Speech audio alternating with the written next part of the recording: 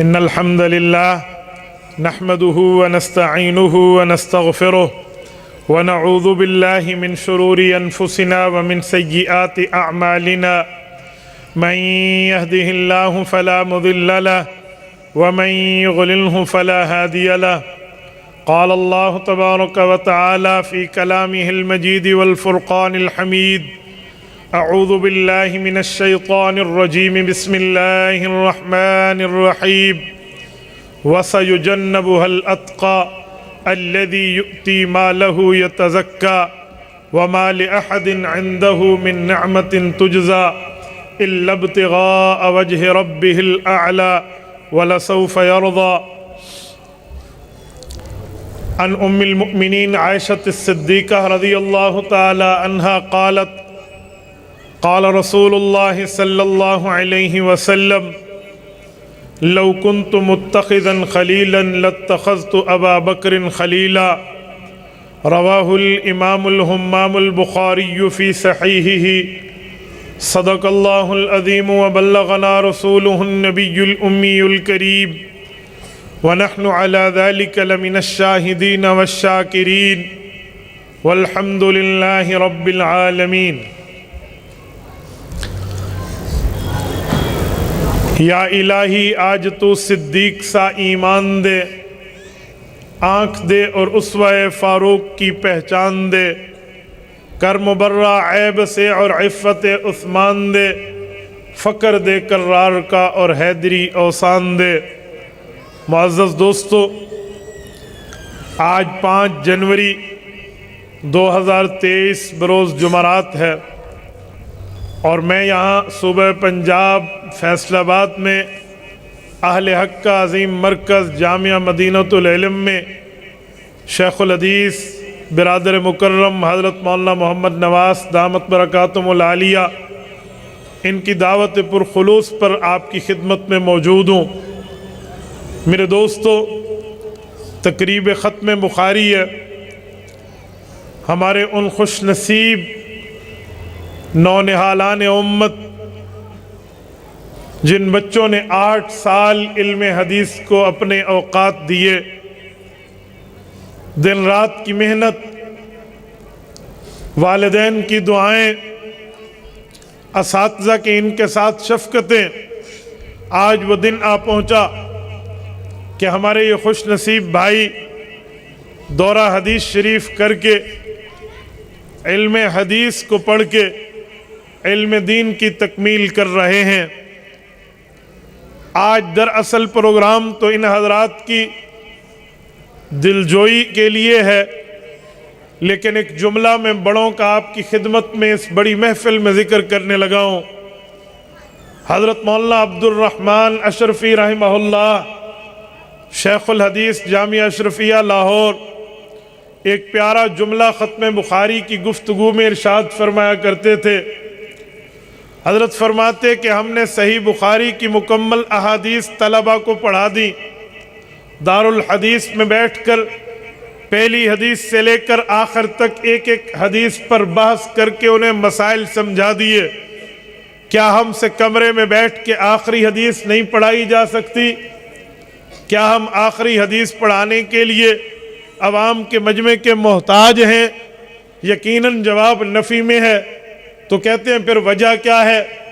آخری حدیث کے درس کے لیے مجمع عام جمع کیا جاتا ہے، لوگوں کو اکٹھا کر کے اس بات کی دعوت دی جاتی ہے کہ آئیے صحیح بخاری شریف کی آخری حدیث کے درس میں آپ حضرات بھی شریک ہو جائیں.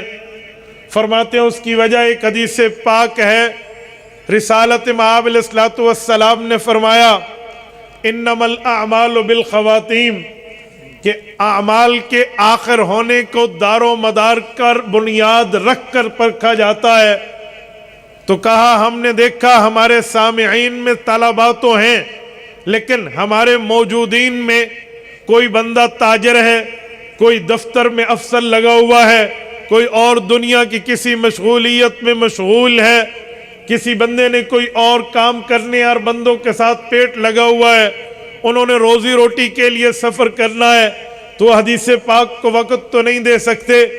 ہم ایک تفاعل سامنے رکھتے ہیں کہ جب امام مسجد نماز کے لیے اللہ اکبر کرتا ہے تو جو لوگ تکبیر اولیٰ میں شامل ہوتے ہیں نمازی وہ بھی کہلاتے ہیں، جو دوسری رکعت میں آ جائے نمازی وہ بھی ہوتا ہے، اسی طرح تیسری چوتھی رکعت میں آخری اتحیات میں کیوں نہ مل جائے اس کو ہم کچھ بھی کہہ دیں، مسبوق کہہ دو، لاحق کہہ دو، کچھ بھی کہہ دو، لیکن وہ جماعت میں شامل ہو جاتا ہے، اسے بھی جماعت کا ثواب مل جاتا ہے۔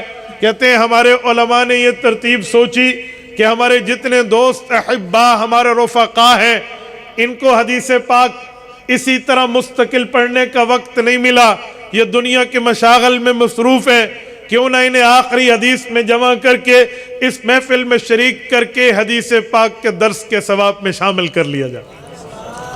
یہاں آخری حدیث میں آپ حضرات کو جمع کرنے کی وجوہات میں ایک وجہ یہ بھی ہے، اصل پروگرام تو ہمارے ان محفل کے روح رواں جو ہے وہ یہ افراد ہیں جنہوں نے صحیح بخاری کو پڑھا ہے یا پڑھایا ہے۔ میرے دوستو، میں نے آپ کی خدمت میں حضرت ابوبکر صدیق رضی اللہ تعالیٰ عنہ کے حوالے سے چند معروضات بائیں طور پیش کرنی ہے کہ صحیح بخاری شریف کا ختم ہے، آخری حدیث پر بحث تو ہمارے مخدوم مکرم فرمائیں گے، لیکن صحیح بخاری میں حضرت ابوبکر صدیق رضی اللہ عنہ کو امام بخاری نے کئی مواقع پر خراج عقیدت پیش کیا ہے۔ حضرت ابوبکر صدیق کو مسائل میں، فضائل میں، دلائل میں ابوبکر صدیق کی روایات یا ابوبکر کے بارے میں روایات حضرت امام بخاری رحمہ اللہ لائے ہیں۔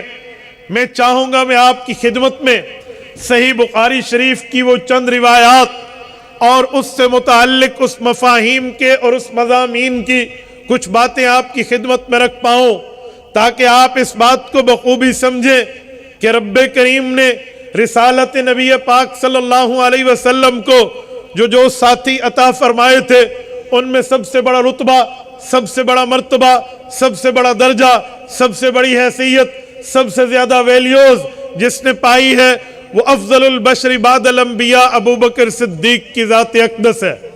میرے دوستو یہ بات یاد رکھیں، رسالت مآب علیہ الصلوۃ والسلام کے تمام ساتھیوں میں جس کو رب نے بڑا رتبہ دیا ہے حضرت ابوبکر صدیق رضی اللہ عنہ کے مقام پر گفتگو کرنے لگا ہوں۔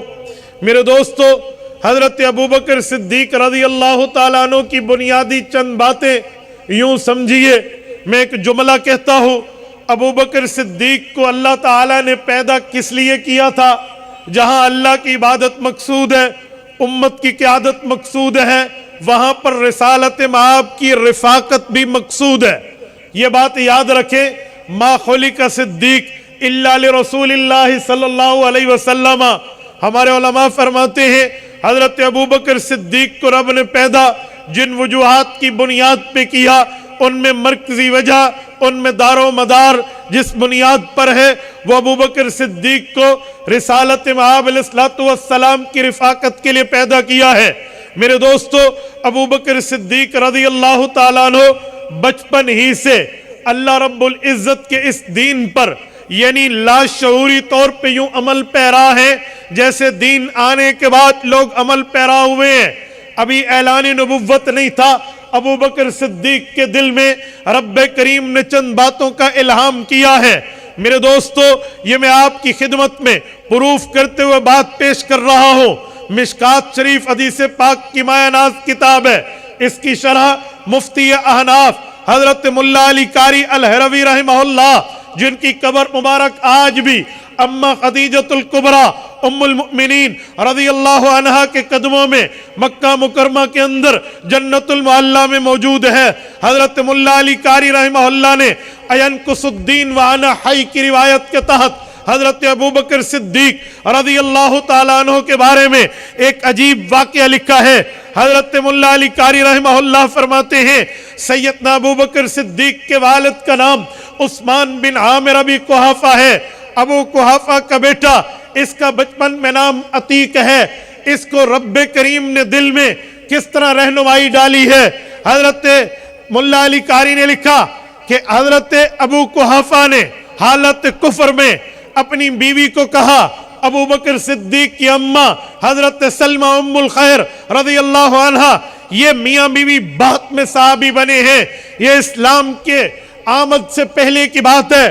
ابو بکر صدیق کا بچپنا تھا، باپ نے کہا بیوی کو، یعنی اپنی زوجہ کو خاوند کہتا ہے، میرے اس بیٹے کو تیار کرو، بت خانے لے جاتا ہوں، وہاں پر پہنچ کر اسے بتوں کا تعارف کراؤں، اسے اصنام کا انٹروڈکشن کراؤں، تاکہ کل یہ بھی ان سے مانگنے والا ہو، کل یہ بھی بت پرست بنے۔ ماں نے نہلایا، دھلایا، اچھے کپڑے پہنائے، والد کے ساتھ بھیج دیا۔ حضرت ام الخیر کہتی ہیں میرے ذہن میں وہ بات نہ رہی جو اس موقع پہ بتانے والی تھی، لیکن رب کریم نے بھی ایک ایک قدم پہ رہنمائی کرنی تھی۔ والد نے اپنے بچے کو لیا، بت کے سامنے بت خانے میں جا کر ٹھہر گئے، بیٹا یہ آپ کا رازق بھی ہے، مالک بھی ہے، آپ کے معاملات بھی درست کرے گا، اس کی عبادت کرو، اس کا احترام دل میں رکھو، اس کی عقیدت سجاؤ، یگانکت و محبت اس سے پیدا کر لو۔ ابو بکر کو کہہ کے باپ اپنی عبادت بت خانے میں لگ گیا۔ حضرت ابو بکر صدیق نے رسالت مآب علیہ السلام کو ایک دن یہ واقعہ تب بتایا۔ حضرت ابو ہریرہ کہتے ہیں جب مجمع صحابہ جمع تھا، ابو بکر صدیق عرض کرنے لگے یا رسول اللہ بچپن میں یوں ہوا تھا، جب ابو مجھے بتا رہے تھے یہ تیرا خدا ہے، تیرا الہ ہے، اس سے بخشش مانگ، اس کو سجدہ کر، یہ تیری سب کچھ باتیں پوری کرے گا۔ کہتے فَدَنَوْتُ مِنَ السَّنَمِ فَقُلْتُ إِنِّي جَائِعٌ فَأَطْعِمْنِي، میں قریب ہوا بت کے، یا رسول اللہ میں نے اس بت کو کہا مجھے بھوک لگی ہے، اے بت مجھے کھانا تو کھلا دے۔ فَلَمْ يُجِبْنِي، جواب نہ دیا۔ پھر میں نے اسے کہا انی عار، میرے پاس اس طرح نیا کپڑا پہننے کا نہیں ہے، کچھ پروگرام شاید آئے، میں اپنے ابا کے ساتھ اچھے کپڑے پہنوں، میرے کپڑوں کا بندوبست کر دے۔ کہتے انہوں نے جواب نہ دیا۔ پھر اسے میں نے کہا اچھا اب تو میری بات نہیں سنتا، اب اپنی حفاظت کر۔ فَأَخَذْتُ الصَّخْرَ، میں نے جا کر پتھر کی ایک چٹان اٹھائی اور اٹھا کر اس کو دے مارا، وہ بت دو ٹکڑے بدل گیا، بت ٹکڑے ٹکڑے ہوا۔ ابا کو عبادت میں ہوش آیا، بچے نے کیا کیا میری طرف پلٹے، قریب تھا کہ غصہ میں میرے اوپر لپک پڑتے، لیکن کہا چل میں تجھے تیری ماں کے پاس لے جاتا ہوں، اسے کہتا ہوں بتا تو نے بیٹے کی تربیت کیسے کی ہے، اسے خدا سے گفتگو کرنے کا انداز نہیں سکھایا، اسے تو نے محبت و پیار کی ترتیب نہیں بتائی۔ بڑے غصے میں وہ مجھے میری اماں کے پاس، اللہ کے نبی وہ لے کر آئے اور آ کر میری اماں کو کہا یوں یوں ہوا۔ میری والدہ نے ماتھے پہ ہاتھ مار کے کہا ابو قحافہ ایک بات تجھ سے شیئر کرنی تھی، آج تک نہیں کر پائی۔ اتفاق جب یہ میرا بیٹا پیدا ہوا آپ سفر پہ تھے، واپس آئے، بچے کی خوشی بچے کی خوشی بچے کی خوشی بھول بیٹھی، تمہیں بتا نہ پائی، اب بھی یہ تیرے ساتھ گیا تو میرا تم سے کیا بات اس کے جانے کے بعد رابطہ ہوتا۔ اس زمانے میں کوئی موبائل تو نہیں تھے، میں سوچ رہی تھی ایک بات ہے وہ کر دیتی تو اچھا ہوتا، لیکن اب بتاؤں۔ ابو بکر کے والد کہنے لگے لمبی باتیں شروع کر دی، میں نے تو اتنا کہا اس کی تربیت کرتی، کہاں اسی بارے میں بات ہے۔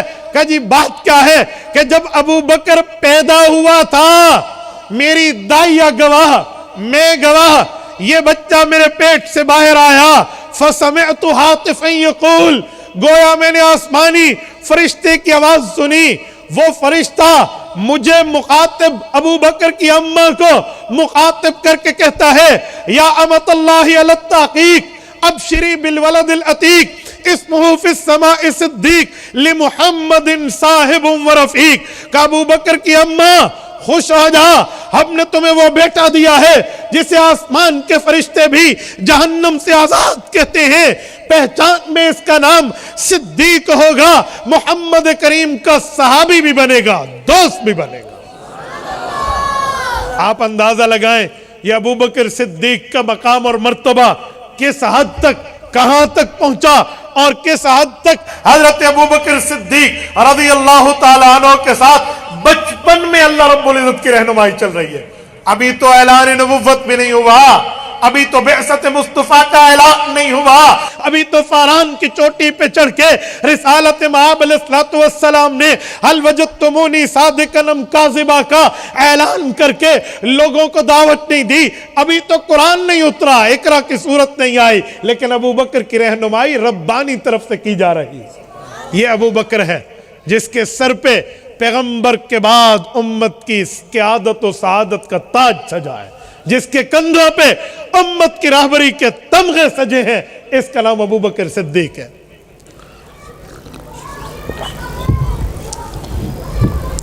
میرے دوستو، حضرت ابو بکر صدیق رضی اللہ تعالیٰ عنہ کو رب کریم نے جو مرتبہ عطا فرمایا، تفصیل تو اس پر کئی باتیں ہیں، لیکن میں صحیح بخاری کے حوالے سے ایک جملہ آپ کی خدمت میں پیش کر رہا ہوں۔ ملک پاکستان میں عام طور پہ صحیح بخاری کا امام فروری والا نسخہ 2 جلدوں میں قدیمی کتب خانہ کراچی کا شائع ضائع ہے، بڑا مشہور و معروف ہے، ہمارے طلبہ علماء کے ہاتھوں میں متداول ہے۔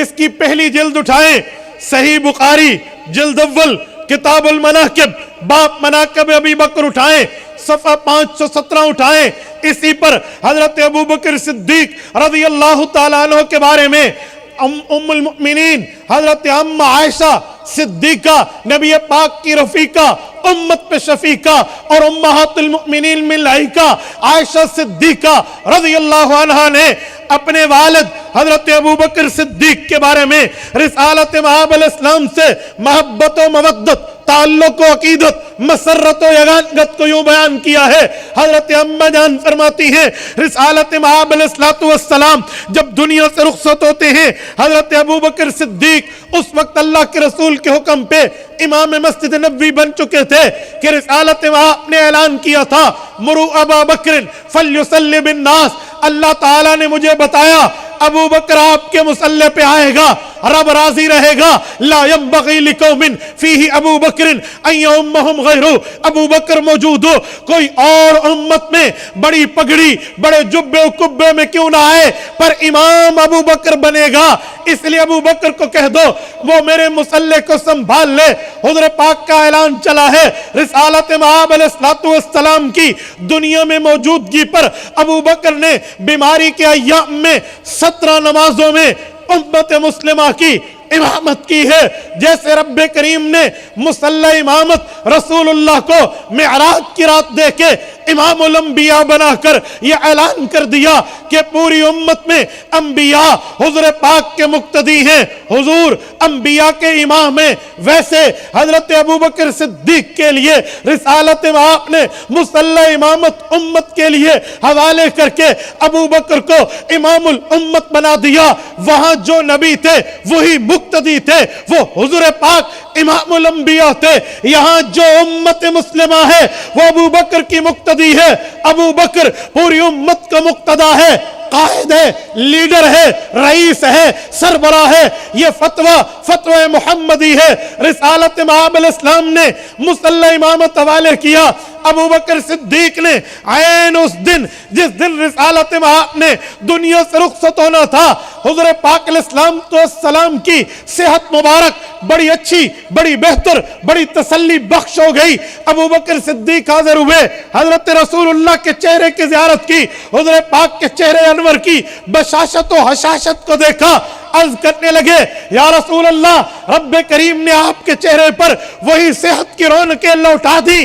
حضور پاک نے فرمایا الحمدللہ۔ حضرت ابو بکر کو رسالت میں آپ نے فرمایا ابو بکر کتنوں دنوں سے تم یہی ہو، سن کے مقام پہ نہیں گئے جہاں آپ کا دوسرا گھر ہے، آپ وہاں تشریف لے جائیں، ذرا وہاں بھی جا کر اس گھر والوں کا حال لے آئیں، آپ تو یہاں میری تیمارداری کے معاملات میں موجود ہیں۔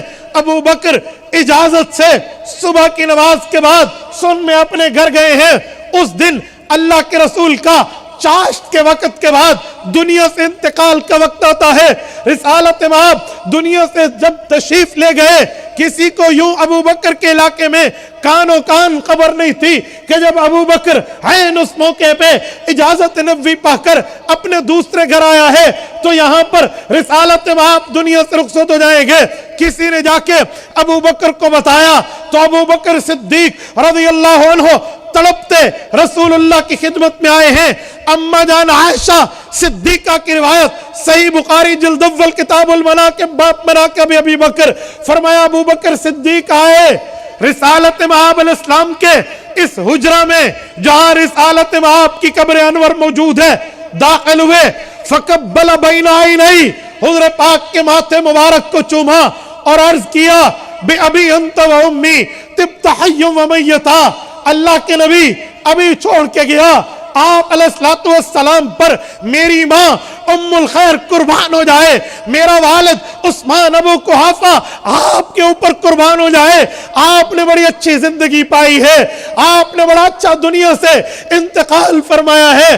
رسالت مآب علیہ السلام کے ساتھ یہ بات کر کے ابو بکر صدیق رضی اللہ عنہ فرمانے لگے والذی نفسی بیدیہی لا یذیقک اللہ الموتتین ابدا، فرمایا اس اللہ کی قسم جس اللہ کے قبضے میں ابو بکر صدیق کی جان ہے، ابو بکر اس خدا کی قسم کھا کے اپنے اگلے جملے کو فورسیبل سنٹنس بنا کر مضبوط جملہ کہہ کر عقیدہ دینے لگا۔ فرمایا سنو، لا یذیقک اللہ الموتتین ابدا، نبوت پر دوسری موت نہیں آئے گی، اما الموتۃ التی قد کتبت فقد متہا، ایک ہی موت ہے جس وفات سے آپ دنیا سے رخصت ہوئے ہیں۔ فیصل آباد کے غیوروں، دوسری موت کون سی ہے جس کی نفی ابو بکر صدیق نے کی ہے؟ حضرت ابو بکر صدیق کا لمبا خطبہ ہے جس میں ابو بکر صدیق نے اعلان کیا من کان منکم یعبد محمدا فإن محمدا قد بات، صلی اللہ علیہ وسلم، لوگوں اگر رسول اللہ کو خدا مانتے تھے، سنو حضور دنیا سے رخصت ہو گئے، ومن کان منکم یعبد اللہ فإن اللہ حی لا یموت، اور اللہ کو خدا مانتے ہو، یقیناً مانتے ہو، یاد رکھنا اللہ زندہ ہے، اس پر دوسری موت نہیں آئے۔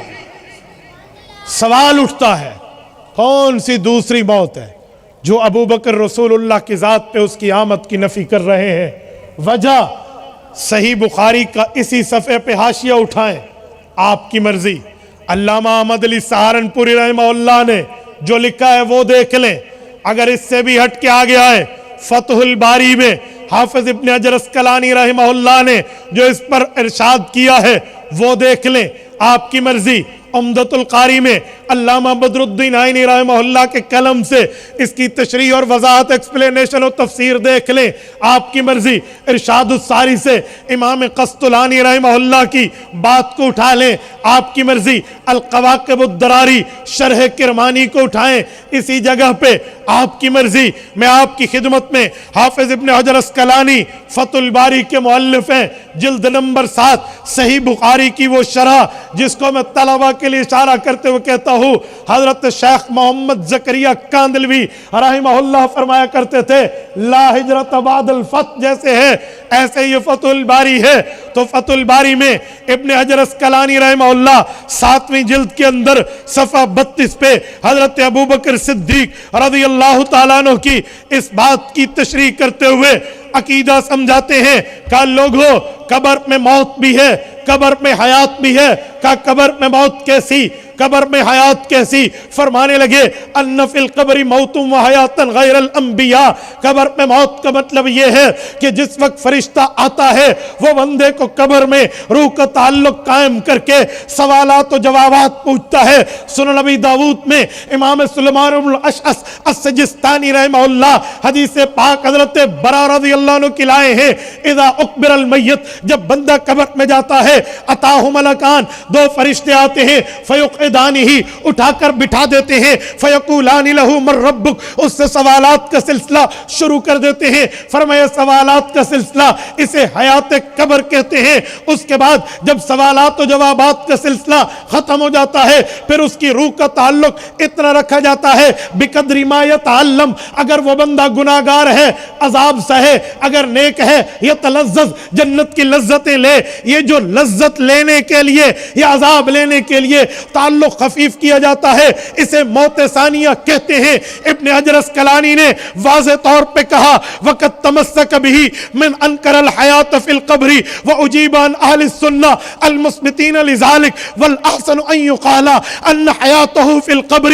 لا یتعقبها موت بل یستمر حیا والانبیاء احیاء فی قبورہم۔ فرمائے لوگوں، عام بندے کا معاملہ اور ہے، نبی کا معاملہ اور ہے۔ جب نبی قبر میں جاتا ہے اس کو رب کریم جو قبر کی زندگی دیتے ہیں، بل یستمر حیا، وہ زندگی قیامت تک چلتی ہے، والانبیاء احیاء فی قبورہم، جس طرح اللہ نے باقی انبیاء کو وفات کے بعد اپنی قبروں میں زندگی دی ہے، ایسے اللہ نے ہمارے نبی کو وفات کے بعد اپنی قبر میں زندگی دی ہے۔ جو انکار کرتا ہے اس وہ یہاں سے دلیل پکڑتا ہے وہ اجیبان اہل السنہ المثبتین لذالک، لیکن اہل حق اہل السنت والجماعت اسی سے ان کا منہ بند کر کے ان کو دلیل سمجھاتے ہیں۔ گویا ابو بکر صدیق نے پیغمبر کریم کے دنیا سے جانے کے بعد صحابہ کرام کو ساتھ لے کر اجماع سکوتی جس عقیدے پہ کیا ہے اس عقیدے کا نام عقیدہ حیات النبی ہے۔ اجماع کی دو قسمیں، ایک اجماع قولی ہے، ایک اجماع سکوتی ہے۔ آپ اٹھائیے ملا جیون کی نور الانوار اٹھائیے، باس الاجماع اٹھائیے، سرکی روڈ کراچی کا، سرکی روڈ کوئٹہ کا تباہ اٹھائیے، صفحہ 222 اٹھائیے، ورقے کی دائیں سیٹ پہ ملا جیون نے حرف آخر پہ کہا سنو والاجماع علی مراتبہ ثم الاجماع علی مراتبہ فالاقوى اجماع الصحابة رضی اللہ عنہم نصا بأن يقول كل واحد منهم اجمع على كذا فيكون كالآية والخبر المتواتر حتى یکفر جاہدہ کا اجماعی علی خلافت ابی بکر الصدیق رضی اللہ عنہ کا۔ اہل سنت کے لوگوں، اہل سنت کا اجماع کے بارے میں نظریہ یہ ہے، ایک اجماع قولی و نصی ہوتا ہے، ایک اجماع سکوتی ہوتا ہے۔ اجماع قولی کا معنی سب صحابہ الفاظ بول دیں، اس کا منکر ایسے کافر ہے جیسے قرآن و سنت کا منکر کافر ہے، جس طرح خلافت صدیق پہ امت کا اجماع ہے۔ فرمایا دوسرا اجماع جو ہے اجماع سکوتی ہوتا ہے۔ اجماع سکوتی کا منکر کافر تو نہیں ہوتا، فاسق ضرور ہوتا ہے، خارج اہل سنت ضرور ہوتا ہے۔ وہ اجماع یہ ہے ایک بڑا صحابی عقیدے کی بات کر دے، باقی صحابہ تائیدن تصدیق کر دے، اسے اجماع سکوتی کہتے ہیں۔ ماننا ضروری، مانو گے اہل سنت، نہ مانو گے خارج اہل سنت۔ ابو بکر نے حضور پاک کے دنیا سے جانے کے بعد جو سب سے پہلے اجماع سکوتی کرایا ہے وہ عقیدہ حیات النبی پر کرایا۔ یہ صحیح بخاری ہے، اور صحیح بخاری جلد اول کتاب المناقب باب مناقب ابی بکر اما عائشہ صدیقہ رضی اللہ عنہا نے امت مسلمہ کو مکمل نظریہ دیا۔ لیکن میں حیران ہوں، بعض عقیدے کے ڈاکو اس روایت کو آدھا سناتے ہیں اور کہتے ہیں اِنَّ مُحَمَّدًا قَدْ مَاتَ، یہ بات کر کے جملہ چھوڑ دیتے ہیں۔ میں حیران ہوں، علم کا ڈاکو نہیں بننا چاہیے، تھیف آف نالج، جو بندہ معلومات کا چور بنے اسے کبھی امت قبول نہیں کرتی۔ چور چور ہوتا ہے اور صحیح بندہ صحیح ہوتا ہے۔ اسی لیے اما عائشہ رضی اللہ عنہ نے خطبہ صدیق اکبر میں دنیا کی وفات بتائی ہے، قبر کی حیات بتائی۔ آدھی بات کریں تو آدھا مسئلہ سمجھ آتا ہے، پوری بات کریں پورا مسئلہ سمجھ آتا ہے۔ میں قربان جاؤں، حضرت مولانا جمشید علی خان رحمہ اللہ مدرسہ عربیہ ریمنڈ والے بڑا پیارا جملہ فرماتے تھے اپنی گفتگو میں، کئی بار تبا میں نے بھی ان سے سنا، جو حضرات ان سے ریلیٹڈ ہیں وہ جانتے ہوں گے۔ حضرت مولانا جمشید فرمایا کرتے تھے بھائیو پورے دین پر چلنے میں کامیابی ہے۔ کئی بار ہم نے سنا ادھورے دین پہ نہیں، میں نے کہا سنو، سنی بننے کے لیے بھی پورا ابو بکر ماننا ہوگا، ادھورا نہیں۔ ابو بکر کو وفات نبوی پر دلیل دینے والوں، ابو بکر کی اسی روایت پہ حیات النبی بھی ثابت ہے۔ ہم پورے دین کی بات کرتے ہیں اس لیے پورے ابو بکر کی خطبے کی بات کرتے ہیں، نہ آدھے دین کی بات کرتے ہیں نہ آدھے خطبے کی بات کرتے ہیں۔ توجہ رکھنا، ابو بکر صدیق کے اوپر دو باتیں میں جملہ سنانے لگا ہوں، توجہ رکھنا۔ صدیق کے لیے میں نے حضرت ابو بکر کے والدہ کی روایت پڑھی تھی، اسمہ فی السماء صدیق، ابو بکر کا نام آسمان میں صدیق ہے۔ صدیق کسے کہتے ہیں؟ 24واں پارہ پہلا صفحہ رب کریم فرماتے ہیں والذی جاء بالصدق وصدق به اولئک هم المتقون، اے لوگو سچائی محمد الرسول اللہ لائے، تصدیق ابو بکر صدیق نے کی۔ جو رسول اللہ کی سچائی کی تصدیق کر دے اسے صدیق کہتے ہیں۔ آپ کا ذوق تازہ ہے یا سو گیا ہے؟ تازہ ہے نا؟ توجہ، حضرت علامہ اقبال رحمہ اللہ نے ہمیں کردار کا غازی گفتار کے غازی میں ایک شعر سنایا تھا کہ مسجد تو بنا دی شب بھر میں ایمان کی حرارت والوں نے، من اپنا پرانا پاپی ہے برسوں سے نمازی بن نہ سکا۔ اسی پر کردار اور گفتار کی بات کی تھی، کہا کچھ لوگ وہ ہیں جو عمل سے نہیں کرتے، زبان سے کہتے ہیں، گفتار کے غازی ہیں، کردار کے نہیں ہیں۔ تو جو گفتار میں بات کرے کردار میں نہ رکھے، قول میں کہے عمل میں نہ رکھے، تو وہ بندہ لِمَ تَقُولُونَ مَا لَا تَفْعَلُونَ کا مصداق ہو کر قرآنی تردید کا حصہ بن جاتا ہے۔ ابو بکر ایسا نہیں ہے، جو ابو بکر نے حیات النبی کہی ہے، وفات نبوی کے وقت گفتار میں بات کی تو اپنی وفات کے وقت کردار سے ثابت کیا۔ آپ کہیں گے کیسے؟ میں آپ کی خدمت میں تفسیر مفاتح الغیب تفسیر کبیر جلد نمبر 21 پیش کر رہا ہوں۔ حضرت امام فخر الدین رازی رحمہ اللہ سورۃ الکہف سورت نمبر 19 آیت نمبر 11 قرآن کریم فَضَرَبْنَا عَلَىٰ آذَانِهِمْ فِي الْكَهْفِ سِنِينَ عَدَدًا، اس آیت کی تفسیر میں امام فخر الدین رازی نے لکھا ہے، میرے دوستو حضرت امام فخر الدین رازی سوال لائے ہیں، پچھلی امت کے لوگ اصحاب کہف ہیں، کیا معنی؟ غار میں 309 سال سوئے ہیں۔ کہا جی بالکل ٹھیک ہے، 309 سال سو گئے، تو پھر کہا یہ پچھلی امت کے بزرگان اولیاء صالحین کی کرامت ہے۔ کا سوال اٹھتا ہے کیا تم میں بھی کوئی ایسی کرامت امت محمدیہ میں موجود ہے یا نہیں ہے؟ حضرت فخر الدین رازی نے رحمہ اللہ نے 4 روایتیں خلفائے راشدین کے لیے لکھ کے ان کی کرامت، ان کی عزت، ان کی برتری، ان کا مقام، ان کا مرتبہ ثابت کرتے ہوئے خصوصاً شیخین کے لیے ایک حدیث پاک لا کر مسئلہ سمجھایا ہے، جس سے صدیق اکبر رضی اللہ تعالیٰ عنہ کی شان و مقام بھی واضح ہوتی ہے اور حضور پاک سے تعلق بھی واضح ہوتا ہے۔ حضرت امام فخر الدین لکھتے ہیں قال صلی اللہ علیہ وسلم لأبی بکر و عمر انتما منی بمنزلت السمع والبصر، کا حضور پاک علیہ السلام نے حضرت ابو بکر حضرت عمر کو مخاطب کر کے ان کا مقام واضح کرتے ہوئے فرمایا، لوگو یہ ابو بکر یہ عمر مجھ سے ایسے تعلق رکھتے ہیں جیسے میری آنکھیں اور میرے کان۔ انتما منی بمنزلت السمع والبصر۔ امام فخر الدین رازی کہتے ہیں جو حضور نے ابو بکر کو کان فرمایا، سماعت کی صفت بتائی، حضرت عمر کو بصارت کی صفت بتائی، کا ہو نہیں سکتا تھا کہ ان سے اس طرح کے کرامات کا ظہور نہ ہو۔ اللہ اکبر۔ عقیدہ کے ثبوت کے لیے تو آیت ہے، لیکن کرامات بطور تائید ہوتے ہیں۔ سنیں، حضرت امام فخر الدین رازی کہتے ہیں حضرت عمر رضی اللہ عنہ منبر پہ بیٹھے ہیں، فرماتے ہیں یا ساریہ الجبل الجبل۔ ساریہ بن زنیم فوجی ہیں حضرت عمر رضی اللہ عنہ کے، صحابی رسول ہیں۔ حضرت ساریہ کو حضرت عمر نے مخاطب کیا منبر پہ بیٹھ کے، فرمایا پہاڑ پہاڑ لشکر کو بچاؤ۔ جمعے کی تقریر جاری کر دی، صحابہ حیران، وہی تو ختم ہے، عمر فاروق ساریہ سے سینکڑوں میل دور بات کیسے کر رہے؟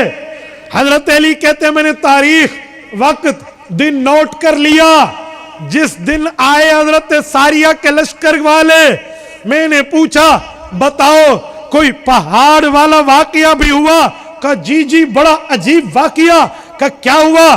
کہا دشمن پہاڑ سے بیک فٹ پہ ہمیں لانے کے لیے ہمارے پیچھے سے حملہ آور تھا، ہمیں نہیں پتا، اچانک عمر فاروق کی آواز آئی، ساریہ پہاڑ، پہاڑ الجبل، اصل میں اتقی فعل محذوف ہے، اسے نحو کی زبان میں فعل تحذیر کہتے ہیں۔ تو کہا اتقی من الجبل، پہاڑ کی طرف دیکھو اور بچو۔ تو کہا عمر کی آواز آئی، ہم نے پیچھے دیکھا تو دشمن سے حفاظت ہو گئی اور ہم نے فتح لے لی، بڑا بڑا مال غنیمت بھی لیا۔ حضرت عمر کے پاس پہنچے، عمر وہی تو بند ہے، آپ نے کیسے دیکھا کہ ساریہ کے پیچھے فوج آئی ہوئی ہے دشمن کی؟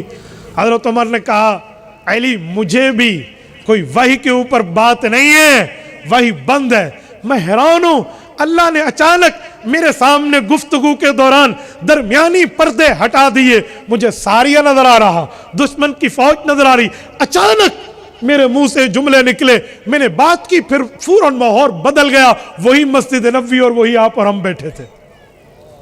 کہا حضور پاک نے عمر کو بصر فرمایا تھا، آنکھ سے دیکھنے کی کرامت عمر فاروق سے ظاہر ہوئی۔ کہا ابو بکر پر آئے، حضرت ابو بکر کو سماع فرمایا، کان کی سماعت کی بات کی ہے۔ امام راضی کہتے ہیں یہ معاملہ ابو بکر سے ہوا، کیا ہوا سنیں، فرماتے ہیں اما ابو بکر فمن کراماتہ انہو لما حملت جنازتہ الى باب قبر النبی صلی اللہ علیہ وسلم ونودی السلام علیک یا رسول اللہ ھذا ابو بکر بالباب فاذا الباب قد انتفع واذا بحاطف یعطف من القبر ادخل الحبیب الى الحبیب۔ حضرت علی المرتضی رضی اللہ عنہ کا واقعہ ہے جو امام سیوطی نے بھی الخصائص الکبریٰ میں دو روایتیں اسی عنوان پہ ذکر کی ہیں، ایک ابن عساکر سے حضرت علی کی روایت، ایک تاریخ بغداد سے امام خطیب بغدادی کے حوالے سے ام المؤمنین حضرت عائشہ کی روایت رضی اللہ عنہ، دونوں جگہ اسی روایت کو انہوں نے بھی ذکر کیا۔ امام فخر الدین بھی ذکر کرتے ہیں ابو بکر دنیا سے جانے لگے، صحابہ اکٹھے، ابو بکر نے وصیت کی یاد رکھو جب میں فوت ہو جاؤں گا میری قبر بنانے کے لیے دو میں سے ایک جگہ طے کرنا۔ امیر المؤمنین وقت فرمائیے دو میں سے ایک جگہ کون سی ہے، دونوں بتا دیں۔ فرمایا پہلی جگہ رسول اللہ کے ساتھ حضور کے حجرے میں روضہ نبوی میں، اس جگہ مجھے دفن کرنا، اجازت لے کر۔ صحابہ کرام حیران، اجازت لے کر؟ فرمائے جی ہاں اجازت لے کر، اجازت جو نہ آئے تو فرمایا پھر مقابر المسلمین جنت البقیع میں لے جانا، اللہ جانے اور اللہ کا یہ بندہ جانے، پھر یہاں دفن نہ کرنا۔